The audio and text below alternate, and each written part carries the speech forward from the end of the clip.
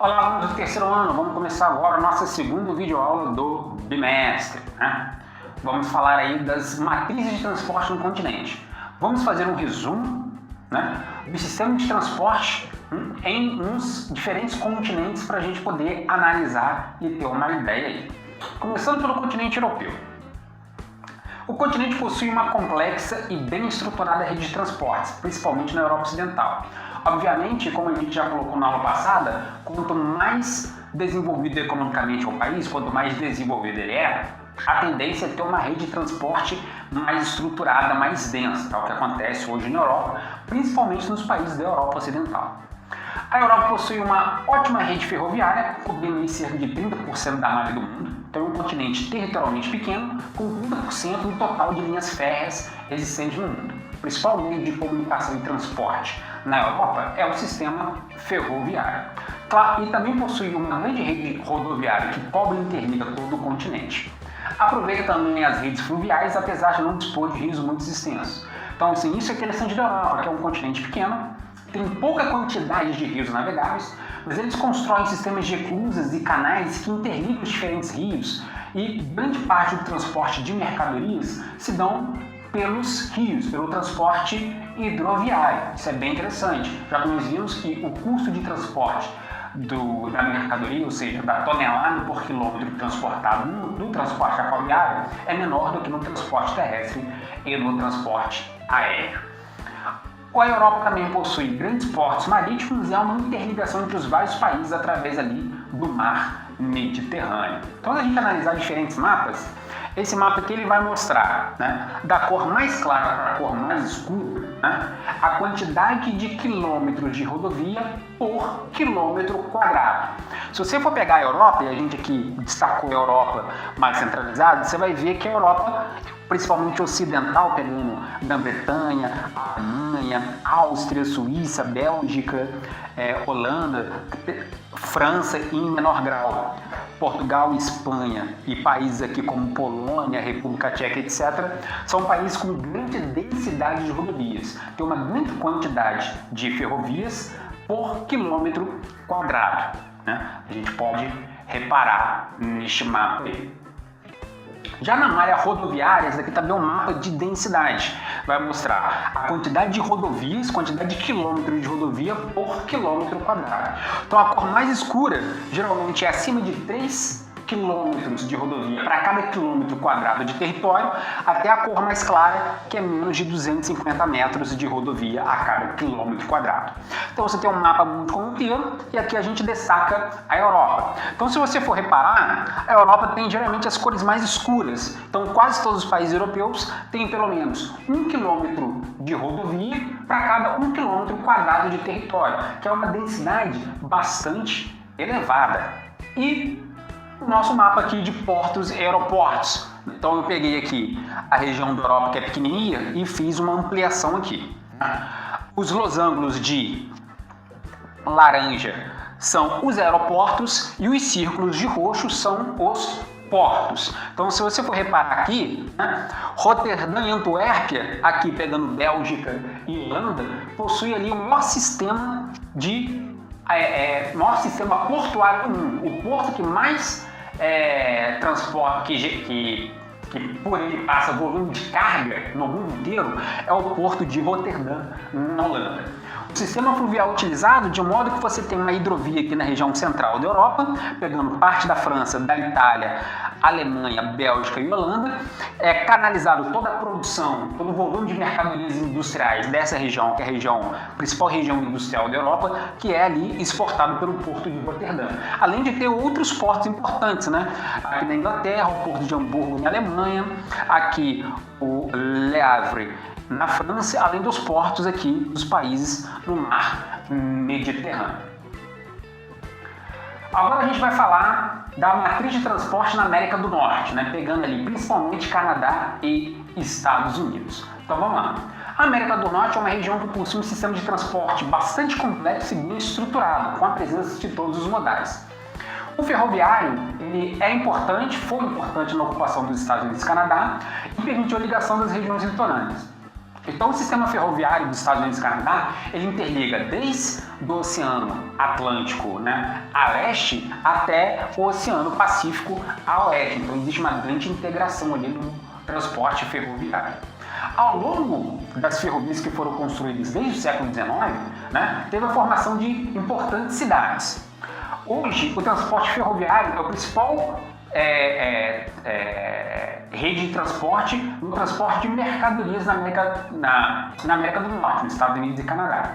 Quando a gente pega por volume, 35% do transporte de mercadorias nos Estados Unidos e Canadá são transportados pelo sistema ferroviário.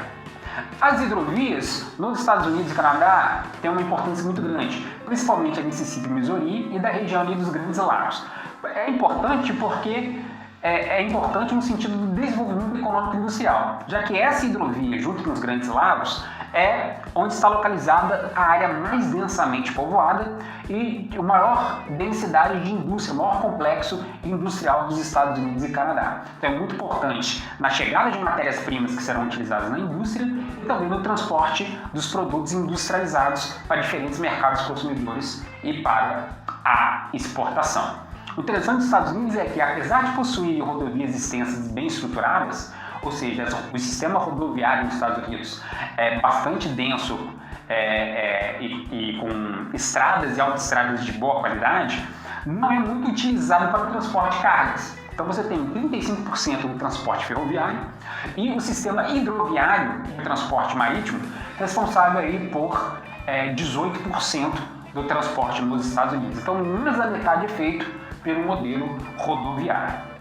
Nos Estados Unidos está localizada a maior malha aérea do planeta e os aeroportos mais movimentados do planeta.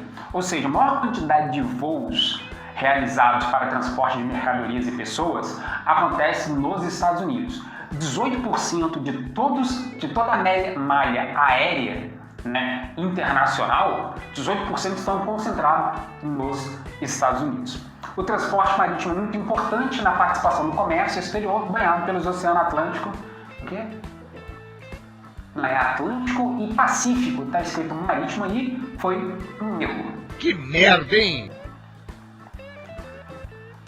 Então a gente tem aí, para vocês terem uma ideia, né, um mapa mundi mostrando Canadá e Estados Unidos, né? Se você reparar, a densidade de ferrovias não é tão grande por serem países de dimensão continental, diferente da Europa, mas a quantidade é bastante elevada. Não há uma grande densidade de quilômetros de ferrovia a cada quilômetro quadrado de território, mas é bastante elevado.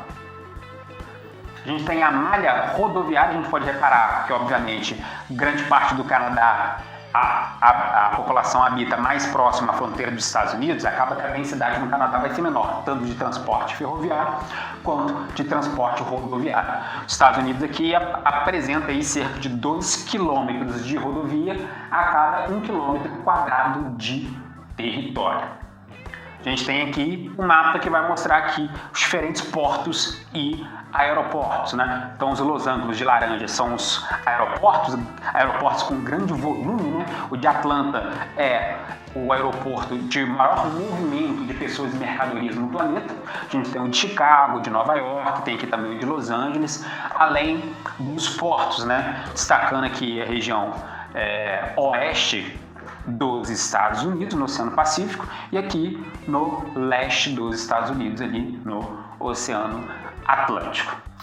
Já na América do Sul, a gente tem, como é um continente com países subdesenvolvidos, a gente acaba tendo uma falta de integração e um precário sistema de rede de transporte. Então vamos lá. Por que ocorre essa falta de integração, né? Não existe uma ligação efetiva entre as áreas litorâneas, que por causa do nosso processo de colonização na América do Sul são as áreas até hoje mais desenvolvidas economicamente, e o interior do continente. Então a ferrovia tem uma pequena participação e está presente em áreas econômicas mais importantes e próximas ao litoral, principalmente em áreas que desenvolveu atividades mais econômicas. Então a gente tem uma presença de ferrovia na região sul do Brasil, né? Pegando aqui a região sudeste, o triângulo Rio de Janeiro, São Paulo e Minas Gerais, mas não utilizado para transporte de pessoas, mas sim para transporte de mercadorias. A gente tem a bacia do Rio da Prata, onde fica Buenos Aires, Montevidéu e parte central da Argentina, com ferrovias para transporte de mercadorias e algumas linhas de transporte de pessoas, Então você pode pegar um trem de Buenos Aires para Córdoba, né? Que você ali vai de trem, e alguns esparsos aí em outros países da América do Sul, né? As bacias hidrográficas, apesar de ser grandes, são aproveitadas de forma ineficiente para transporte, apesar do aumento da sua participação no transporte de mercadorias. Então a gente tem na América do Sul a maior bacia hidrográfica do planeta, que é a bacia do Rio Amazonas, pega parte do Brasil, quase todo o norte do Brasil, parte da Bolívia, do Peru e etc. Temos a bacia do Rio Orinoco, que pega Venezuela e Colômbia. Temos no Brasil a bacia do Rio São Francisco, que apesar de ser excelente, é muito pouco utilizada para o transporte aquaviário, e a bacia do Rio da Prata, que é muito utilizada para transporte de mercadorias, mas abaixo do seu potencial, né? Chegando ali até a capital ali da Argentina, Buenos Aires, e do outro lado, Montevideo, capital do Uruguai.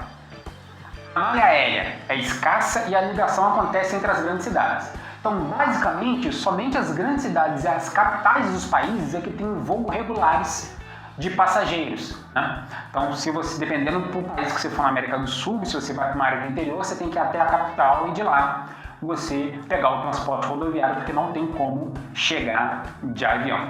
O transporte mais utilizado no continente sul-americano é o transporte rodoviário, devido ao processo de industrialização, chegada de multinacionais de fabricação de automóveis. Esse foi um modelo implantado em grande parte da América do Sul.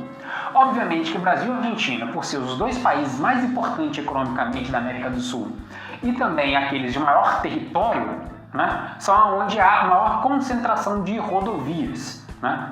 Mas como são países subdesenvolvidos, tem uma má conservação das estradas e um alto custo de transporte, né? Devido às condições da estrada, devido à fiscalização das estradas, etc., né? Principalmente para mercadoria, né? Levando aí a um alto custo, prejudicando economicamente esses países. Então aqui a gente pode ver na América do Sul, aparece aqui presença do modal ferroviário. A gente pode reparar que o único que se destaca um pouquinho mais é a Argentina, que tem uma cor um pouquinho mais escura, que a Argentina tem maior quantidade de quilômetros de ferrovia dentro da América do Sul. Ou seja, mesmo a Argentina sendo territorialmente menor que o Brasil, tem uma quantidade maior de quilômetros de ferrovias sendo utilizadas para transporte de mercadorias e também transporte de pessoas. Se a gente for analisar aqui o mapa do transporte rodoviário, interessante que a Argentina, Chile e Paraguai está de branco, Venezuela e os países aqui da Guiana também, porque não tem dado. Ou seja, não tem dados da quantidade exata de quilômetros de rodovia nessas regiões.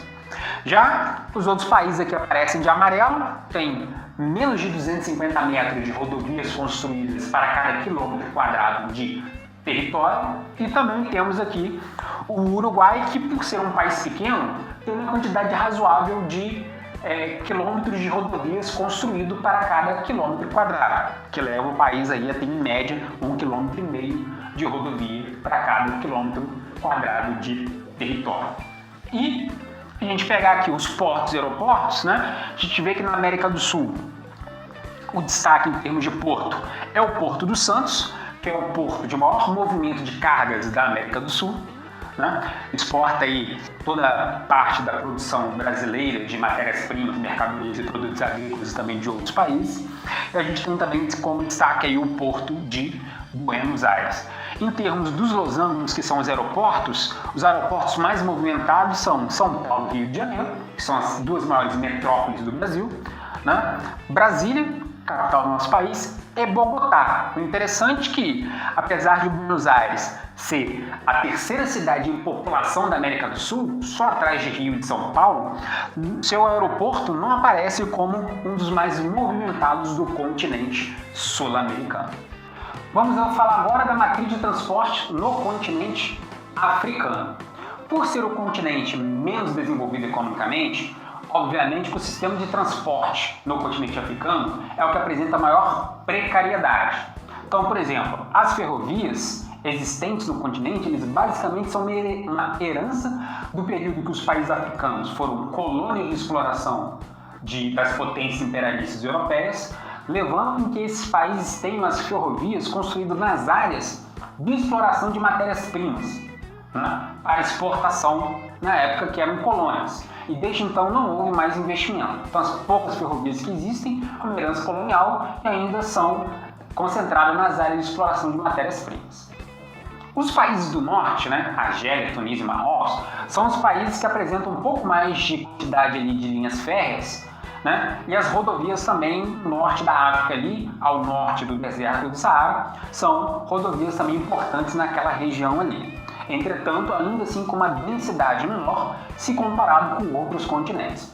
Toda a região central da África, a África subsaariana, quase não tem redes de transporte, como a gente lembra naquele mapa de densidade de transportes no mundo. Há algumas hidrovias importantes, sendo a mais importante o Rio Nilo, que é o maior rio da África, e também o país mais organizado economicamente, que é a África do Sul, a maior economia da África. A África do Sul também é aquele país que possui e tem melhor estruturado os transportes no continente. Então, se a gente pegar aqui malha ferroviária, alguns países da África não apresentam nem dados. Então, os países estão de cinza porque não tem dado, a gente não tem quantitativo. Não teve como fazer esse levantamento nesse instituto da qual eu tirei esse mapa. Já quase todos os países da África apresentam aí a escala mais baixa na concentração de ferrovias de linhas férreas por quilômetro quadrado. E o único país que se destaca, como a gente pode reparar, é justamente a África do Sul.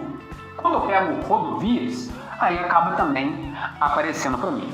Os países em branco não tem dado, então assim, não teve nem como fazer o levantamento, não teve dado de acordo com o instituto aqui, que eu esqueci o nome, mas está escrito aqui embaixo. Os países de amarelo claro são aqueles que têm menor concentração de rodovias por quilômetro quadrado.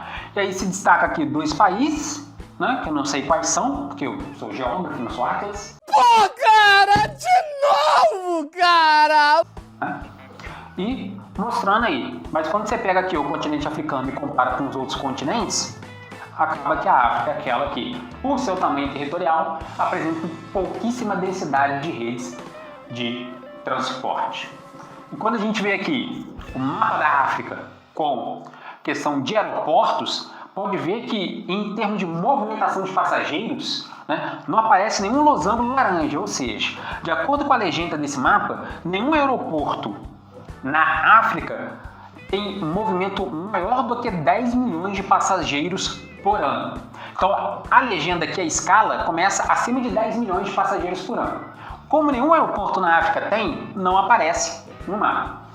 E os portos, aparece que o porto de Durban, na África do Sul, que é o país mais industrializado, e aqui, na foz do rio Nilo aqui, entre o Mar Vermelho e o Mar Mediterrâneo, o porto de Sair, no Egito, que é justamente o final da hidrovia do Nilo. Então existe ali para onde convergem grande quantidade de mercadorias que daí é exportado para outros continentes.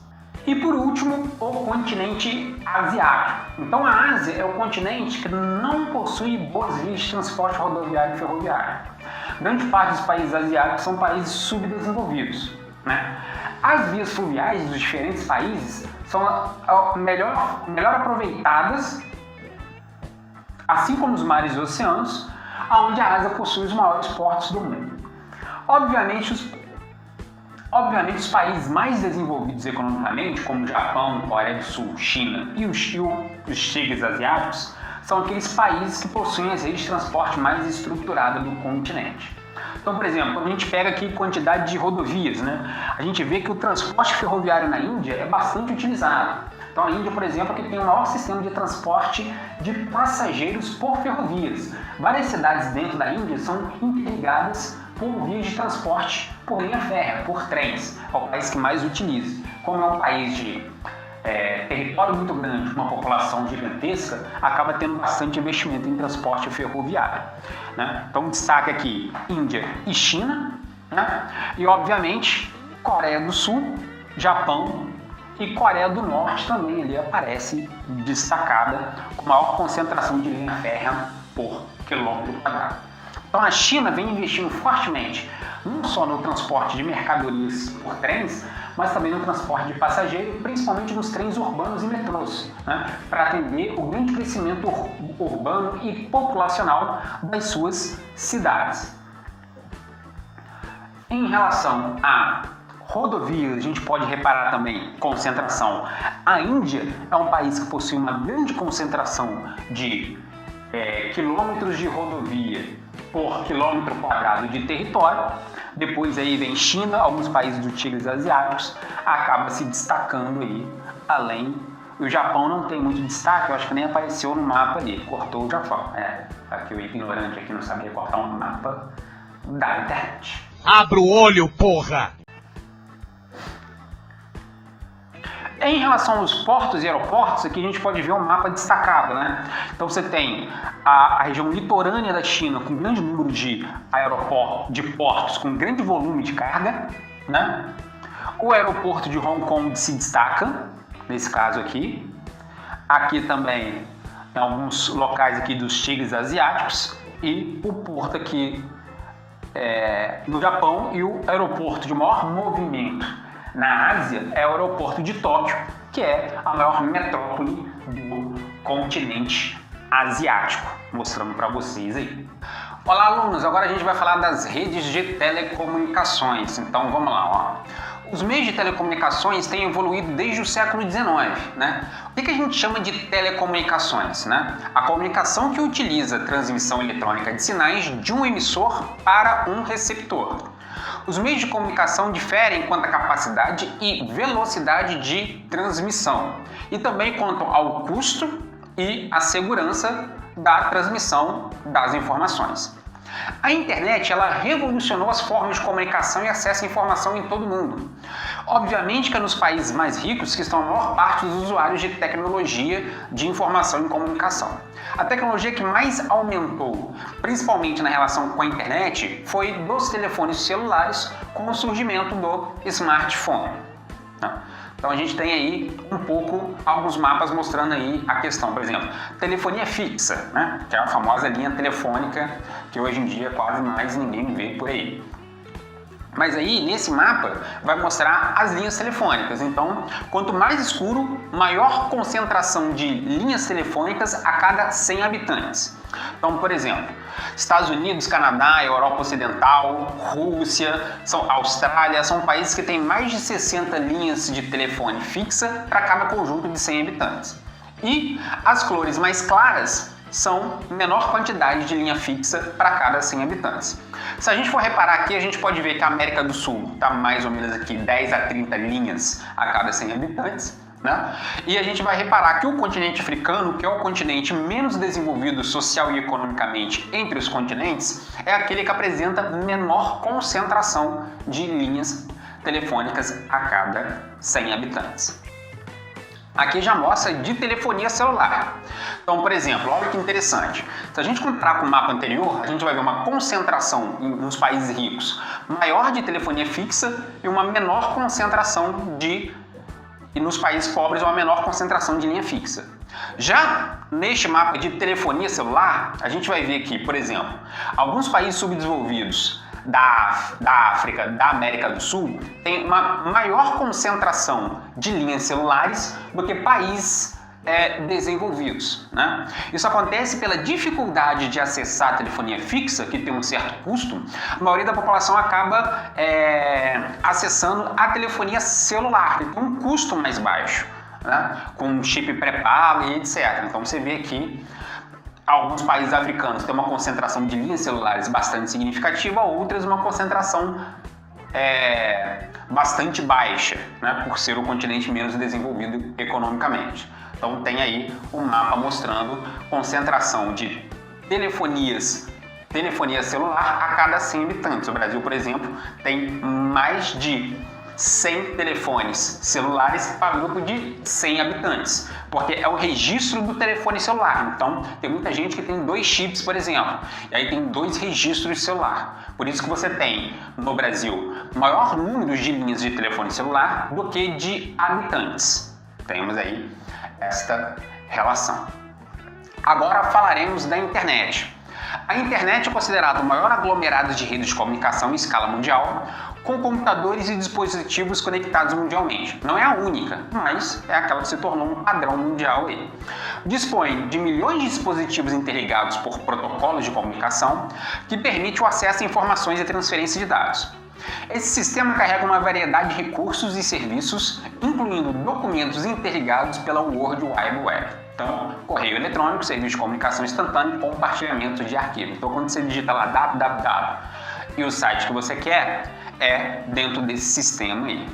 Dados de 2010 indicam que 1,96 bilhões de pessoas no mundo tinham acesso à internet, cerca de 28% da população mundial. Então, como é que surgiu a internet? A origem da internet ocorreu na área militar nos Estados Unidos, através de uma agência de pesquisa chamada DARPA, que seria ali a origem da internet. Teve vários desenvolvimentos de outros sistemas, mas essa é considerada ali a origem, Qual era o objetivo?